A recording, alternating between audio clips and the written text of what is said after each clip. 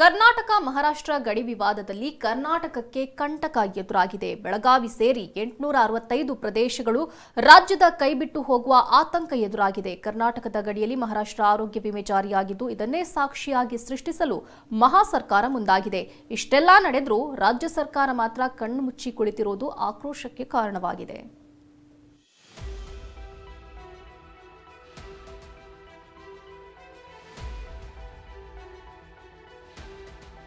ಗಡಿ ಹೋರಾಟದಲ್ಲಿ ಮಹಾರಾಷ್ಟ್ರದ ಆಕ್ರಮಣಕಾರಿ ನೀತಿ. ಕಣ್ಮುಚ್ಚಿ ಕುಳಿತ ರಾಜ್ಯ ಸರ್ಕಾರ, ಕನ್ನಡಿಗರ ಆಕ್ರೋಶ. ಬೆಳಗಾವಿಯಲ್ಲಿ ಮತ್ತೆ ಬಾಲ ಬಿಚ್ಚಿದ ಎಂಇಎಸ್ ಪುಂಡರು. ಕರ್ನಾಟಕ ಮಹಾರಾಷ್ಟ್ರ ಗಡಿ ವಿವಾದ ಮತ್ತೆ ಸದ್ದು ಮಾಡ್ತಾ ಇದೆ. ಗಡಿ ಹೋರಾಟದಲ್ಲಿ ಬೆಳಗಾವಿ ಸೇರಿ 865 ಪ್ರದೇಶಗಳು ಕರ್ನಾಟಕ ರಾಜ್ಯದ ಕೈಬಿಟ್ಟು ಹೋಗುತ್ತಾ, ಹೀಗೊಂದು ಆಘಾತಕಾರಿ ವಿಷಯ ಗಡಿ ಜಿಲ್ಲೆಯಲ್ಲಿ ಚರ್ಚೆಗೆ ಕಾರಣವಾಗಿದೆ. ಸುಪ್ರೀಂ ಕೋರ್ಟ್ನಲ್ಲಿ ಮಹತ್ವದ ಸಾಕ್ಷಿ ಸೃಷ್ಟಿಸುವ ಕೆಲಸಕ್ಕೆ ಮಹಾರಾಷ್ಟ್ರ ಸರ್ಕಾರ ಕೈ ಹಾಕಿದೆ. ಈ ಮೂಲಕ ಮಹಾರಾಷ್ಟ್ರ ಸಿಎಂ ಏಕನಾಥ್ ಶಿಂದೆ ಸರ್ಕಾರದಿಂದ ಉದ್ದಟತನ ಪ್ರದರ್ಶನವಾಗ್ತಾ. ಅಂಬರೀಶ್ ತೈವಾನ್ ಸೀಬೆ ಕೃಷಿ ಮಾಡಿ ಎಕರೆಗೆ 5 ಲಕ್ಷ ಗಳಿಸ್ತಿದ್ದಾರೆ. ನೀವು ಕೂಡ ಅವರಿಂದ ಕಲಿಬೇಕಾ? ಅವ್ರ ಜೊತೆ ವಿಡಿಯೋ ಕಾಲ್ ನಲ್ಲಿ ಮಾತಾಡಬೇಕಾ? ಈಗಲೇ ಫ್ರೀಡಮ್ ಆಪ್ ಡೌನ್ಲೋಡ್ ಮಾಡಿ. ಮರಾಠಿ ಭಾಷಿಗರಿಗೆ ಮಹಾರಾಷ್ಟ್ರ ಸಿಎಂ ಪರಿಹಾರ ನಿಧಿ ಮಂಜೂರಾಗಿದೆ. ಈ ಪರಿಹಾರ ನಿಧಿ ಜೊತೆಗೆ ಮಹಾತ್ಮ ಫುಲೆ ಆರೋಗ್ಯ ವಿಮಾ ಯೋಜನೆ ಜಾರಿಯಾಗಿದ್ದು ಅರ್ಜಿ ಸ್ವೀಕಾರವೂ ನಡೀತಾ ಇದೆ. ಬೆಳಗಾವಿ ಪಾಲಿಕೆ ವ್ಯಾಪ್ತಿಯಲ್ಲಿ 5 ಕಡೆ ಅರ್ಜಿ ಸ್ವೀಕಾರ ಕೇಂದ್ರ ಆರಂಭಿಸಲಾಗಿದೆ. ಈ ಮೂಲಕ ಮಹಾ ಸರ್ಕಾರ ಒಕ್ಕೂಟ ವ್ಯವಸ್ಥೆಗೆ ಧಕ್ಕೆ ಉಂಟು ಮಾಡಿದೆ. ಮಹಾರಾಷ್ಟ್ರ ಏಕೀಕರಣ ಸಮಿತಿ ಶಿಫಾರಸು ಪತ್ರದೊಂದಿಗೆ ಅರ್ಜಿ ಸ್ವೀಕಾರ ಮಾಡ್ತಾ ಇದ್ದು ಇದು ಗಡಿಯಲ್ಲಿ ಆಘಾತಕಾರಿ ಬೆಳವಣಿಗೆಯಾಗಿದೆ. ಬೆಳಗಾವಿ, ಕಾರವಾರ, ಬೀದರ್, ಕಲಬುರಗಿ ಜಿಲ್ಲೆಗಳ ಗಡಿ ಭಾಗದ 865 ಪ್ರದೇಶದಲ್ಲಿ ಯೋಜನೆ ಜಾರಿಯಾಗಿದೆ. ರಾಜ್ಯದ್ರೋಹಿ ಯೋಜನೆಗಳಿಗೆ ಬೆಳಗಾವಿ ನಗರದ ಪ್ರತಿಷ್ಠಿತ ಆಸ್ಪತ್ರೆಗಳು ಸಾಥ್ ನೀಡ್ತಾ ಇರೋದು ಕನ್ನಡ ಹಿತಾಸಕ್ತಿಗೆ ಧಕ್ಕೆ ಉಂಟಾಗ್ತಾ ಇದೆ. ಮಹಾರಾಷ್ಟ್ರ ಷಡ್ಯಂತ್ರದ ವಿರುದ್ಧ ಹಿರಿಯ ಕನ್ನಡ ಹೋರಾಟಗಾರರು ಮಹಾರಾಷ್ಟ್ರದ ಷಡ್ಯಂತ್ರದ ವಿರುದ್ಧ ಹಿರಿಯ ಕನ್ನಡ ಹೋರಾಟಗಾರ ಅಶೋಕ ಚಂದರಗಿ ಆಕ್ರೋಶ ಹೊರಹಾಕಿದ್ದಾರೆ. ಈ ಒಂದು ಮಹಾರಾಷ್ಟ್ರದಿಂದ ಸಿಎಂ ಫಂಡ್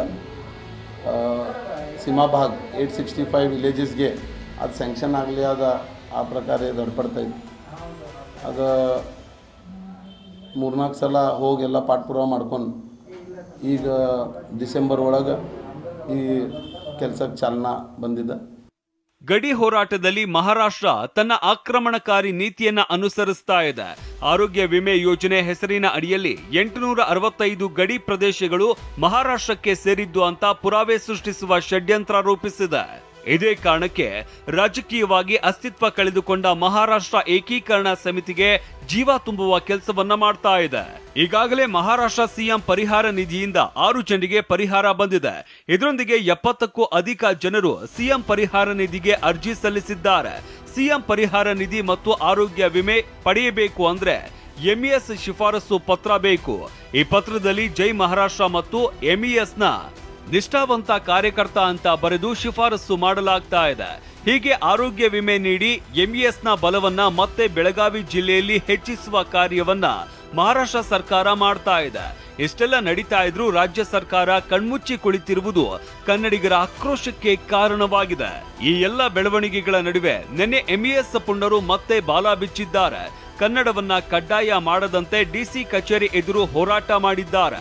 ಇದಕ್ಕೆ ಪ್ರತಿಯಾಗಿ ಕನ್ನಡ ಪರ ಹೋರಾಟಗಾರರು ಡಿಸಿ ಕಚೇರಿ ಕಟ್ಟೆ ಮೇಲೆ ಕುಳಿತು ಹೋರಾಟ ಮಾಡಿ ಎಂಇಎಸ್ ಪುಂಡರ ಅರ್ಜಿ ಸ್ವೀಕರಿಸದಂತೆ ಒತ್ತಾಯಿಸಿದ್ದಾರೆ.